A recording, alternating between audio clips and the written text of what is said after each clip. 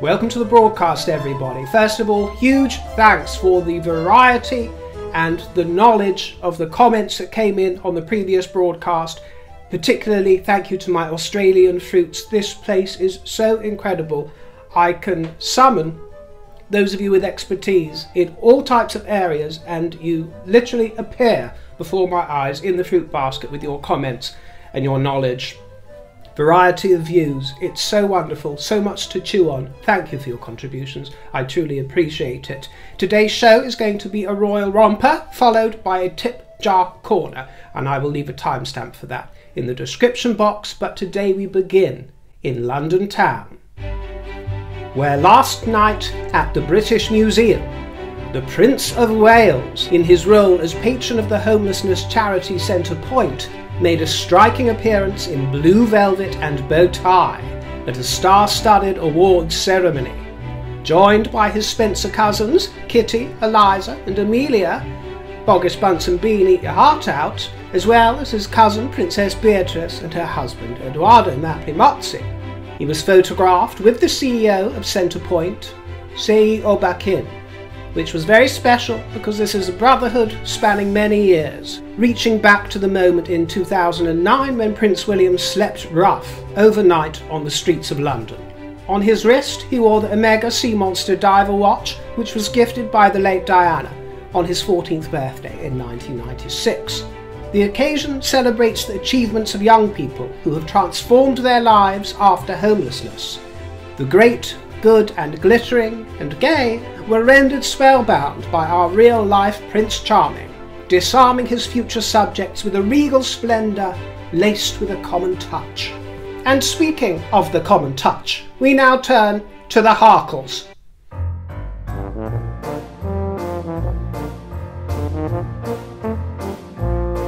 Who by all accounts are distraught as their new plot, their new scheme has emerged in the press. According to Richard Eden of Mail Online, they have acquired a new shack in Portugal. The diva of Montecito, the hungry beaver, and her Portuguesa, spent 3 nights with Princess Eugenie and Jackie Brooksbank, if you remember, after Invictus Games last year. Because the Brooksbanks reside at the Costa Terra for much of the year, which is a luxury development that Jackie is involved with himself, south of Lisbon. This comes but 2 years after the King dismissed them from Frogmore, and they hopped off. This may allow the Harkles to acquire visa-free access to the Schengen area under the European Union agreements, known as a golden visa. They are certainly not going to be amused by this reveal in any way, because they like to control the narrative, to shape the story, don't they, my dears? Whether it's via their own trumpeter, their own bugler of Montecito, or Meghan's 5 friends that pop up anytime she needs a spin, or Haz's sporting buddies. And footage of Prince Harry's surfing skills have appeared on a professional surfer's Instagram. This was at Kelly Slater's ranch in Lemoore, California. He's been surfing USA. You might recall that Meghan gifted him surf lessons for his 36th birthday. He seems to be doing very well, doesn't he? And coming along nicely and having a jolly old time. Gotta give him that. And it boggled my mind, I've got to tell you, to see this surf ranch 100 miles away from the ocean. I didn't realise such a vast thing could exist. Quite impressive. Well, perhaps they're cozying up with the Brooksbanks for a sequel to their Halloween adventure, the one that they revealed on their Netflix documentary after their previous Fright Night frolics. Now we have an attempt at a Halloween return from the dead. Well, I can only wish the good people of Portugal good luck as these 2 ghouls haunt their streets. The Prince of Wales managed to slam it with Lewis Rees-Zammit, stunning spectators with his sporting prowess at a community event hosted by the NFL Foundation in Kennington. You also were kind of throw balls around. How do you do? Better than you, I think. No, he's a lot better than me. Thankfully, in my position, I just got to catch and run, so I haven't got to throw the ball, but yeah, he was great at it. The foundation is celebrating its 3-year anniversary, and it is the first international charitable arm of the NFL. aiming to tackle challenges faced by young people in the kingdom with a focus on areas with high deprivation and low levels of physical activity. He joined in with a fast-paced, inclusive format of American football known as NFL Flag. And I've got to say how proud I am of Prince William soldiering on as he has in the face of a very tough year, a very tough several years. Not that that's exclusive to princes. We all go through our troubles and tough times. I do, and I know you do. But he must be congratulated for staying cool and calm and collected in the face of such worrying times for his family. We've discussed his new beard on many occasions. He's got lots of fans for the beard. You've told me that you rather enjoy it. I remain of the opinion that he looks better without. But it is what it is. MEB and a few others have pointed out exactly what it is about the beard that I don't like about it, and that is that it can give off a bit of a ratty appearance to his teeth. You put your finger on it, a few of you. MEB said, agree completely with you about that beard. It hides his regal good looks and it just looks tatty. It looked rather nice last night, I will say that. In the lighting, from various angles, there was a soft focus, it was rather flattering. Looks nice there, but at other times not quite so good, as you say. It also tends to make his toothy smile look rather rat-like. Definitely, it has to go. Pink Thistle said unkempt and gives him a beaver look when he smiles, showing his teeth. Well, there's only one beaver welcome on that face, my dear, and that belongs to our Princess Kitty Cat. Maria D'Angelo says, even though William is handsome in a beard, I believe Queen Elizabeth was right. He should shave it. She was, wasn't she? She was. It looks too scruffy and unprofessional. Well, I just think it diminishes his appearance. But I realise we all have a different opinion on that. Our boy's been to hell and back, and, well, he's only halfway back. So as long as he is happy, it really doesn't matter. But I do not want a ratty-looking king. It was interesting to watch another Republican lining up to accept an honour bestowed by royalty. In this case, becoming Dame Grand High Commander of the New Zealand Order of Merit, Jacinda Ardern, looking splendid actually, while accepting the honour for leading New Zealand through the pandemic. Dame Jacinda said that receiving the award from Prince William was particularly special, and that she was conflicted about receiving the award. Just say no, dear. There's no need for the conflict. You could have just said no. Nobody was forcing it. She wore a traditional Maori cloak, and she served as Prime Minister from 2017 to 2023, and was appointed a trustee of Prince William's Earthshot Prize last year. So it was a cosy affair. They seemed to have a very warm, friendly relationship, and despite her Republican leanings, it was all civility and goodwill, as it should be. She was all smiles and all teeth. The King, who is patron of London Symphony Orchestra, watched a performance of classical music, which was conducted by Sir Antonio Pappano. There was Rossini, Puccini, and Paganini. The concert was hosted by the orchestra in partnership with Premio Paganini to celebrate the cultural relations and friendships between the city of Genoa and the city of London. And as an aside, 2 members of my own family attended that concert, and they told me that it was a captivating and quite special atmosphere that evening. The Duchess of Edinburgh has been all over the shop. She doesn't stop. She becomes the first member of the royal family to officially visit the Republic of Chad. You know, I had a big crush on a guy called Chad. Don't you find that Chads tend to either be really geeky, scrawny creatures, or big, hunky oafs, with little variants in between? That's what I've found anyway. Not that you find many Chads, but I found this Chad, and oh, he was a hunk. He looked every inch a Chad. A Chad. You know, a rugga-bugga. But back to serious business, because there has been an 18-month conflict in Sudan, which has created a disastrous humanitarian disaster, with 11 million people forced to flee the violence in search of safety. There have been 820,000 refugees, 87% of which are women and girls, and Sophie was there to draw attention to their plight, and she was moved to tears on several occasions, meeting humanitarian workers and refugees, highlighting the importance of agencies involved in counselling, child protection, grassroots support, and many other areas. She gave a speech at the British Embassy and hung out and chilled with the Minister of State, Women and Child Protection.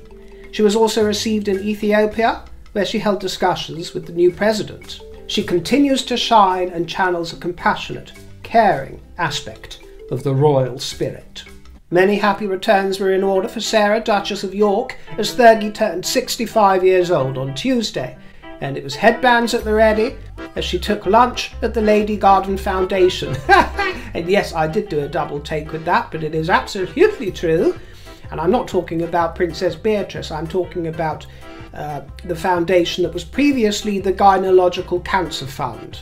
Now it is the Lady Garden Foundation, bringing some humour to serious business. And they were there to celebrate and help raise funds. Beatrice was wearing an old Topshop recycled number, and Fergie said thank you for all of your wonderful birthday wishes. I'm feeling incredibly grateful to be here every day, to smell the flowers, to read and write, and to be able to see my daughters and grandchildren.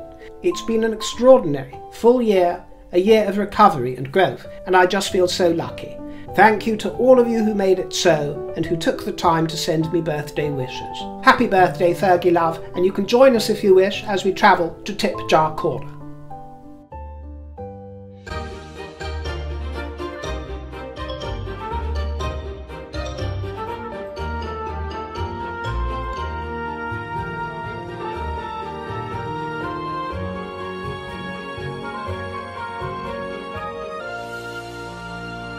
Welcome to Tip Jar Corner, and let's begin with this Peridot Castle, which is so gorgeous, isn't it? I actually picked it up from TK Maxx.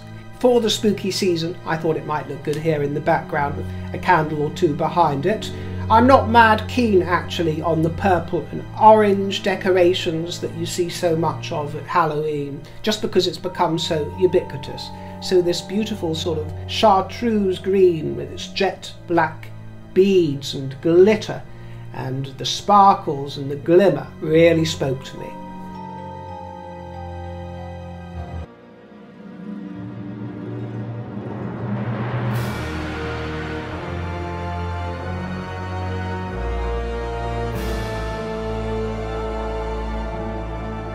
And here is a nectarine demi-parure, which was highly praised when I wore it a few broadcasts ago. It is lovely, isn't it? Really, really gorgeous. You loved it. It's very special, with a unique, smooth shape suspended from a pyramid cage of gold. Couldn't decide on the colour. Some of you came up with various notions. I saw coral, I saw desert pinks, sometimes puce. It reads differently in the flesh. But eventually I settled on nectarine. It is a luscious nectar. Puts me in mind of Saharan sunsets, and quite a wonder.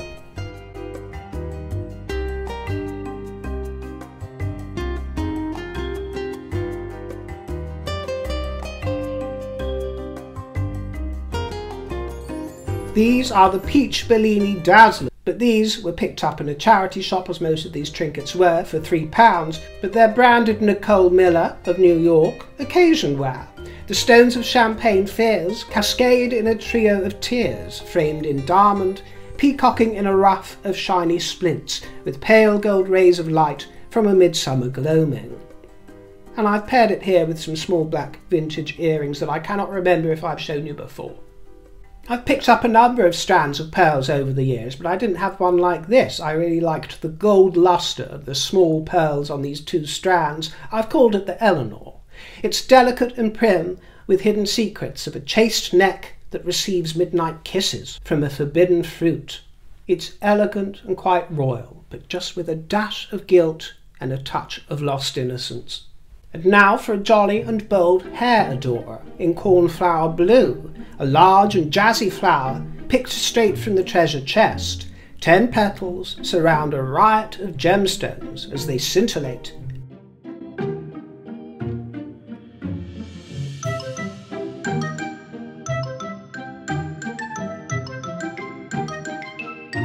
And 3 more neck pieces here, including this one made up of gold discs of varying fancy, shape and character.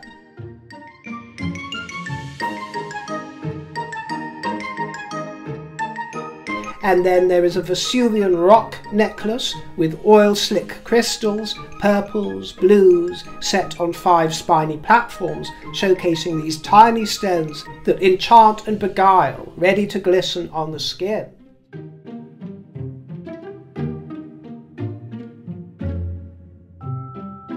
And then this unusual long necklace, speckled with marbled eggs, smoky sour milk, yellows mottled with brown and nearly blacks. She is called Granny's Whisper. This one was a fail and a silly thing to pick up. I'm not sure why I did, because it's so ugly, but it's a banker's lamp. And it's large, and I saw that it was going for under 10 quid, so I couldn't resist. I thought, oh, I better grab it, because I thought that I would be able to make it look good in the background, perhaps under the pear, or to the side here somewhere or other. I don't know why I thought that, because it looked extremely tacky. You know, I love those banker's lamps, but in banks mainly, or sometimes in a study. But certainly not this one. I love the real thing, but this is too much of a cheap and ugly replica, my dear. I'm afraid I couldn't make it look fancy. So that's going back to charity. But, you know, it's a shame you don't find them in banks these days, isn't it? Well, not my bank anyway, my dear. I'm afraid I'm not that highfalutin. But, you know, the high street banks of the kingdom, I'm afraid they're more like a branch of Argos these days when you walk in there. The staff are slovenly. They don't have the best manners. I'm afraid I've complained about this before on the broadcast, and I don't mean to disparage them all, but it is like wandering into an Argos or a Lidl or some sort of chavvy affair rather than a professional establishment. That's if you can actually walk into a branch, because most of them are shut down. Maybe I'm exaggerating there, but, you know, just like public houses, they're disappearing at a rate of knots. Awful. This is such a sweet candle holder that I picked up. It's a bit banged about and a bit battered, but looks good in the dark, just like me. There's a sort of pewter effect to the base and the stand, with the curlicues giving way to crystal droplets on wire. Perfect for a romantic meal or glass of wine with a lover or with oneself. Why not?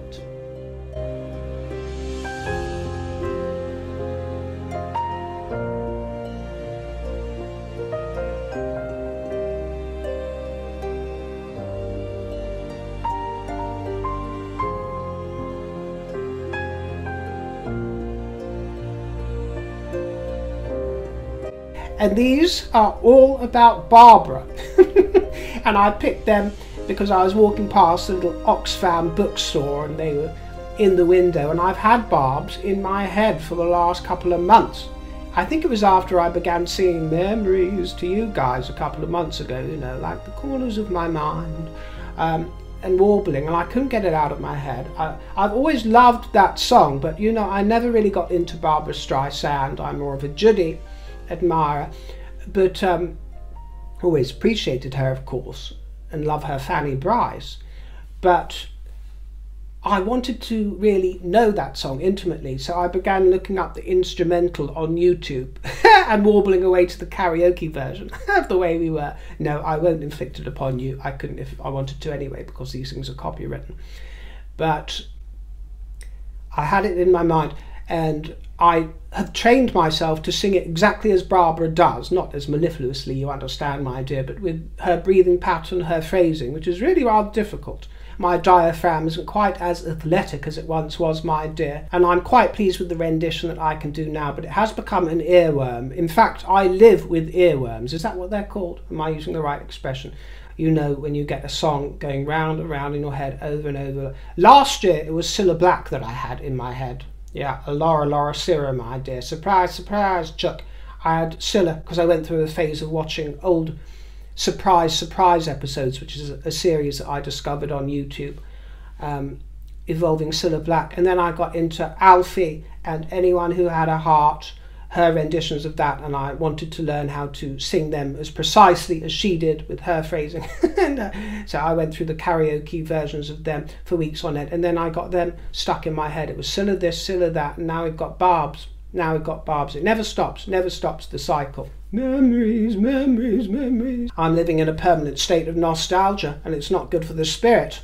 But, you know, I'm digressing. I walked past the shop, and of course I saw these. I had to pick them up. It was published by fans. I believe that it had the tacit approval of Barbara, but it looks like it was published by fans of Barb's in the United Kingdom in the 90s, I think. And there were fundraisers for charities in there, for AIDS, and there's quizzes and features, and it talks about her appearances. There's reviews and photos, and it's quite interesting to see what the fans got up to before social media and before the internet, and the way that they communicated with each other in letters and special fan editions. It's like an ancient, antiquated world when it was only, what, 3 decades ago, I suppose, 2-3 decades ago. It's like this ancient, lost world and the lost art of communication before the internet, which is a little bit sad, really, because it seems a little bit more fun, actually. There's a photograph of her Tiffany lamp in her living room. They speak of the peony and the dragonfly Tiffany lamps, and apparently there was a £300,000 estimate for one of these lamps back in the 90s. So it sounds like it's worth a little bit more than you, dear. A little bit more than you. As much as I love my dear lamp, she's not worth £300,000. Or quid, I'm afraid. Maybe 30. You're a little bit more fanny than Tiffany, aren't you, my dear? Well, I'll stop fannying about and leave you to your evening. Thank you if you sent me a tip jar treat for a trinket or a cup of coffee. I truly appreciate it. Thank you so much for watching. See you next time. Toodle pip.